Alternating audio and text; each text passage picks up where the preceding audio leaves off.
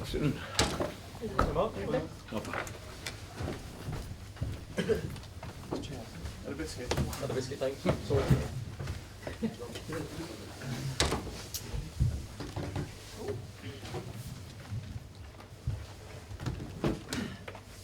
Mark, we'll start with the news that's broken today about Steve McLaren. He has been sacked by Newcastle. Is that, from a manager's perspective, is that an impossible job? Well, every role at the Premier League level and where we're operating at the height of the game in this country and arguably in the world, given the stand in the Premier League. So the pressures are on everybody, but it's always disappointing when a manager loses their job, and as always, it's about being given enough time. And I think Steve was only in the role possibly 9-10 months at the most, I think. So unfortunately, that's getting near to the average. I think it's only maybe 12 months or so is the given amount of time that you're allowed on average as a Premier League manager, which is crazy. But I think in comparison, thankfully, we've got a little bit of longevity here, and I think you reap the benefits of it. And even when you think times are bad, if you give people enough time, then if they've got quality, which Steve undoubtedly has as a manager and as a coach, then given that time, you can turn things around, in my view. But as we know, most managers don't get that time. Rafa Benitez has taken the job. He's been back in the Premier League. Is he a welcome addition back to the Premier League? Well, he's got a great CV, worked at top clubs. I'm not quite sure how many clubs he's taken over under the circumstances Newcastle find themselves, so it may well be another string to his bow, because I don't think he's been involved in relegation struggles before. So it will test him, I'm sure, in different ways than maybe the previous club he was at. But as with all jobs that he's been involved in, he's been under pressure, and he's had to deal with the pressure that goes with a club of standing. So I'm sure he'll deal with it. He's a very experienced manager. He's worked in the Premier League before, which for him will help him.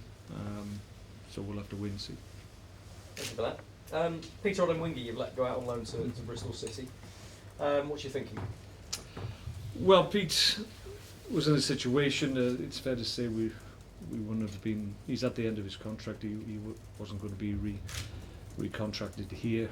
I just felt it was a little bit unfair on Peter. I wasn't able to give him enough opportunities. He was far away from the first 11, as he had been for quite some time. So there was an opportunity to allow him to go out, play football, and show people what we all know. He's a very, very good player, but his opportunities here from now to the end of the season were going to be few and far between. So in fairness to Pete, I felt we needed to offer him the option of going out. You're on a cracking run. Points at Stamford Bridge, which is a big point. I think it's the first point Stoke have ever got at Stamford Bridge, which is always a bonus. But that after the 3 wins as well. Do you feel you're getting some really nice momentum? It tends to happen at Stoke, doesn't it, in the second half of the season? Well, yeah, we like to think so. It's, if you're going to get momentum, now's the time to do it. Obviously, the business end of the season, and if we can maintain it, we've got 9 games to go, so that's our hope. We're in good shape. Last week's performance at Chelsea was outstanding in my view, and given that level that we were able to produce against a very good Chelsea team, I think we get a lot of belief as a consequence of that. So we'll take that into the game against Southampton, obviously, and see where it takes us. It's going to be a big crowd. I was told earlier that it's likely to be the biggest crowd ever for a league game at the Britannia, so it shows that there's a real interest in what we're doing.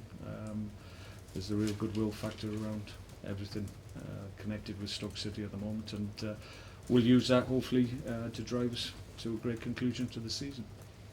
You're 3 points above Chelsea, 1 point behind Liverpool, you're 4 behind Manchester United. We were talking to Claudio Ranieri yesterday about whether this is a blip, a one-season situation where the big clubs are struggling, shall we say, big clubs in inverted commas. Do you think it is a blip, or do you think we're seeing a change of the guard where you can compete at the top, Leicester can compete, the West Ham can compete at the top? Well, I think it's fair to say, I think everybody thinks this year um, there has been a shift. And I think obviously Leicester is an outstanding season for them. Whether or not that's going to be the norm in terms of unfashionable clubs and inverted commas being able to sustain a challenge like Leicester have, I think that's more difficult to do. But certainly I think in terms of teams in and around the top 10, 10th to those fourth positions, I think there's been a strengthening of those clubs, strengthening of those teams, the ability of those teams to put out first 11s that can compete against anybody in the league, and there's a number of clubs that can do that.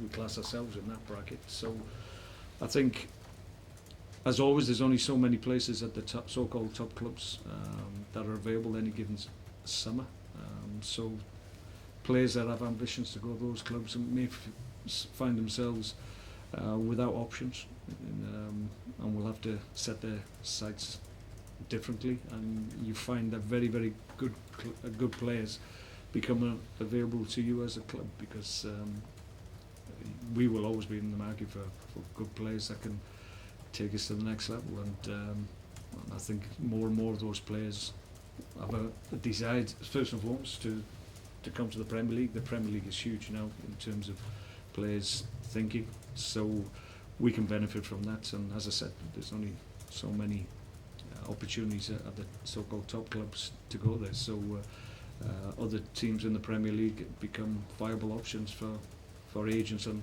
their clients. How's Ryan Shawcross? Is he going to play? Ryan's very close. We're going to check on a number of players. A little bit of an issue with Eric Peters, a little bit of an issue with his calf, so we're going to have to check on him. So that might shape my thinking in terms of whether or not Ryan plays from the start or is involved at all. He's only had a couple of training sessions, so we're conscious of that, but it may be that needs must, and we need to get him out there, but I'm prepared to wait for the next 24 hours, see how everybody else is, and then I'll make a decision based on that knowledge. Ginelli Mbula has played every minute of the last 5 games. He's slotted in very quickly and adapted very quickly. People are comparing him to Yaya Toure of a few years ago. Just how good can he be? Well, we're encouraged by what he's produced. I mean, he's been absolutely outstanding, and we knew we were getting a good player, but as with all acquisitions, you're never quite sure how quickly they'll get up to speed. But I have to say, from almost the first moment of Gianni going on the pitch, he's looked very accomplished and everything that we thought he was, and more, if we're honest. So from our point of view, we're really encouraged that we feel there's more development to come from him as well. He's only 23. He's coming into a physically demanding league, so you need to be ready for that physiologically, I can say it right. So that will take time. He needs to obviously add a little bit of robustness to his frame, but that will come in time. But in the meantime, if he continues to play as he is, he's going to get stronger as every game he plays, and we're very encouraged by what he's shown at the moment. He's an outstanding player, young player that will get better here. You've managed at Manchester City, so you had some wealth of talent at your disposal, but it must be very exciting from a manager's perspective to have the talent in this squad that you've got. I mean, people say this is the strongest Stoke squad that they've ever seen. Is this the strongest squad you've ever worked with? Well, I've been fortunate to work with some outstanding players. I think what's happening here is that we've been able to get players that maybe for whatever reason just lost their way and just needed to get back on track, and so we've got those type of players. We've got other players that are up and coming. We've been into the market as well, and likes of Mbula and Shaqiri, we've spent decent money. So I think in terms of what we've been able to bring to, I suppose, our party, it's encouraging, because we sit in front of them, I sit in front of them and pitch, and I think for a long time, certainly initially when I was sitting in front of very good players that could help us, and help us to get better. It was a hard sell. It was difficult because Stoke City at that point wasn't a club that resonated too readily with these type of players. But in 3 years that we've continually progressed, and the level that we've hit, people are more than aware of what we're doing now. And as I said earlier, we've become a real option for players, and we get opportunities sit in front of these players, which in the past we get a shrug of an agent's shoulders and that would be the end of the discussion. So that doesn't happen anymore. So I think that's another indication of how well we're doing and how we're perceived. The perception of us as a club is certainly different now. Quick word on Southampton. Strange really, they've won 5 out of 6, then they've taken 1 point from the last 3. They've struggled a little bit in the last few games, and they've struggled a little bit away from home as well.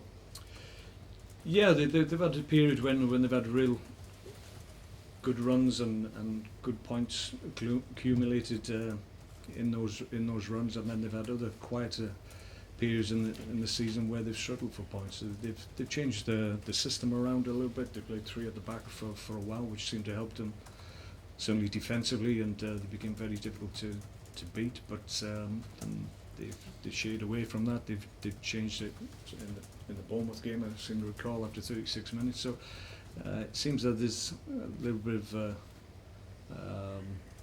variation in terms of their selection on occasions from one game to the next. So it makes it a little bit more difficult for us to second guess what they're likely to go with tomorrow.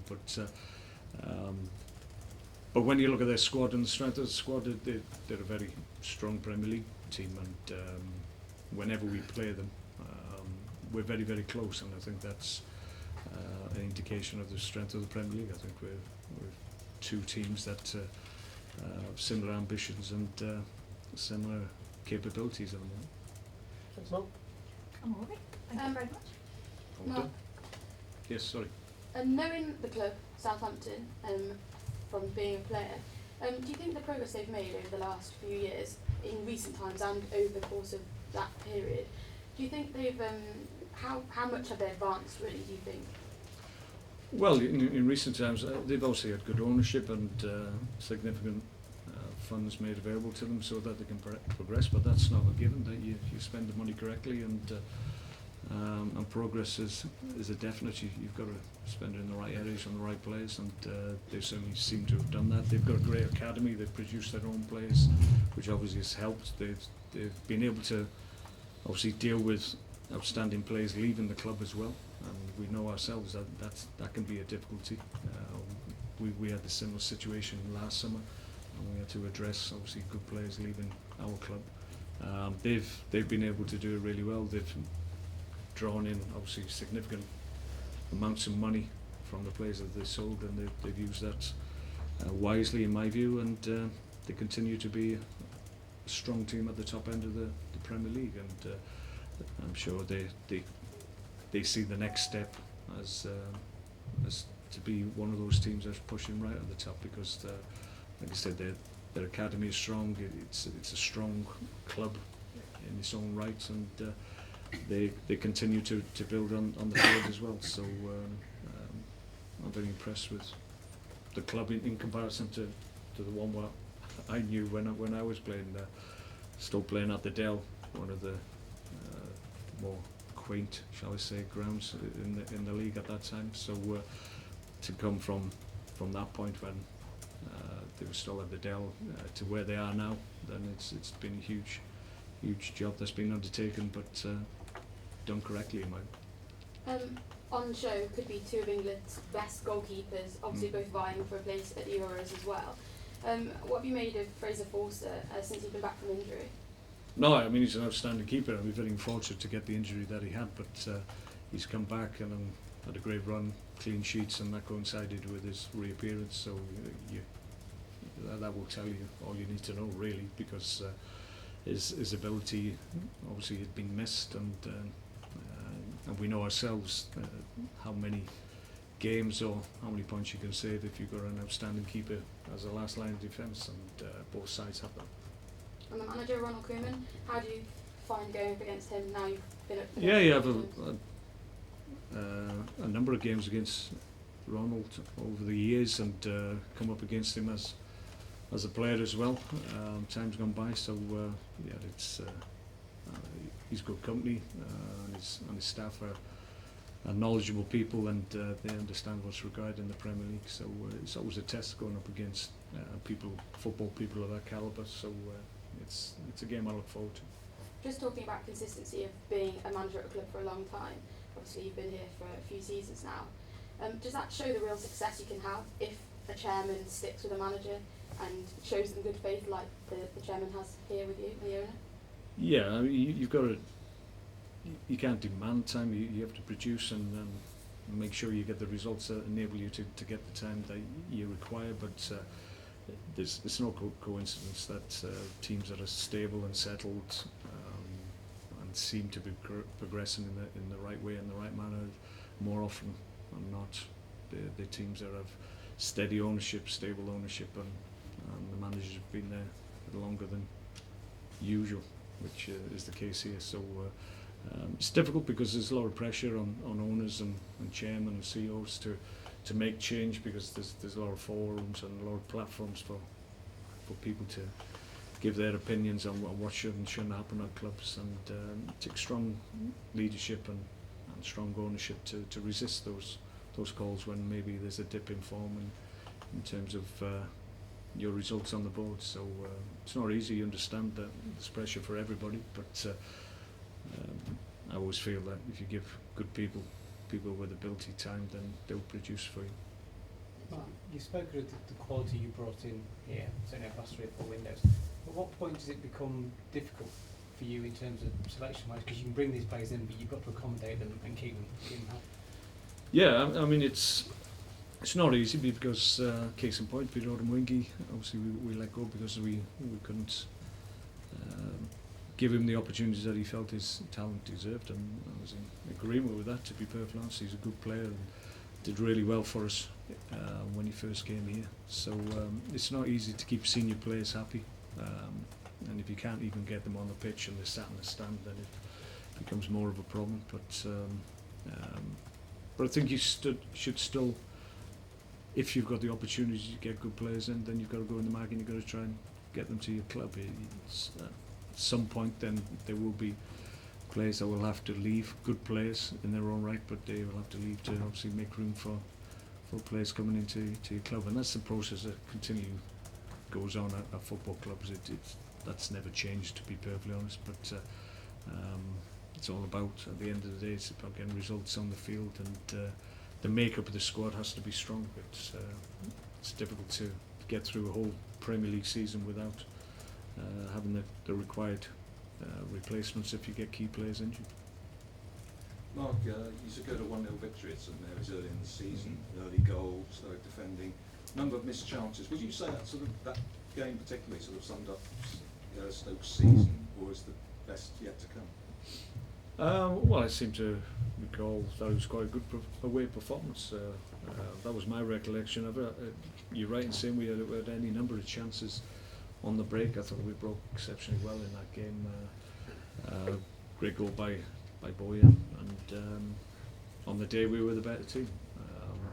I think with Southampton, they're a good team with good talent, and they will back their ability against our ability on the day, and I'm looking forward to the game. I think it'll be an open game, and it'll be two very good sides in the Premier League trying to win the game, and as a consequence, I think it'll be hopefully a good open game, which at times, certainly at home, that helps us.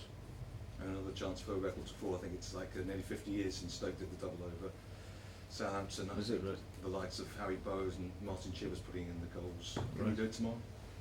Yes, yeah, we have that ability to do that. It's won't be easy, as I said. At the moment, we're not quite sure which way they will go in terms of personnel, but ability-wise, as I said earlier, we're evenly matched. But on that day, we can beat anybody, and that includes Southampton.